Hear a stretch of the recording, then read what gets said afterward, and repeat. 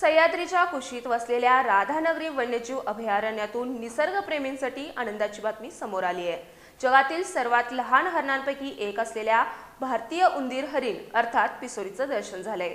गव्यांसाठी प्रसिद्ध असलेल्या या अभयारण्यात पिसोरीचं अस्तित्व आढळल्यानं वन विभागाच्या संवर्धन प्रयत्नांना मोठं यश मिळाल्याचं मानलं जातंय। राधानगरी वन्यजीव अभयारण्य इथल्या सदाहरित जंगलात पिसोरी म्हणजेच इंडियन माऊस डीर या दुर्मिळ आणि लाजाळू प्राण्याचं दर्शन झाले। अवघी 25 ते 30 सेंटीमीटर उंची असलेला हा प्राणी दिसायला मोठ्या सशासारखा भासतो।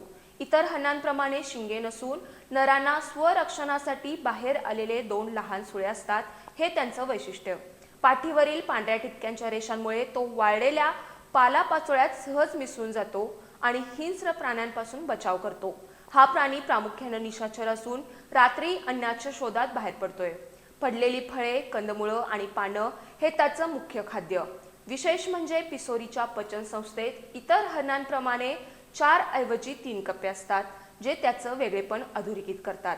International union for conservation of nature अर्थात IUCN च्या यादीत या प्राण्याला किमान चिंताजनक श्रेणीत स्थान देण्यात आलं असलं तरी चोरटी शिकार आणि जंगलतोड ही त्याच्यासाठी मोठी धोक्याची घंटा आहे। राधानगरी अभयारण्यात पिसोरीचं दर्शन झाल्यानं वन विभागाकडून गस्त आणि सुरक्षा वाढवण्यावर भर दिला जातोय।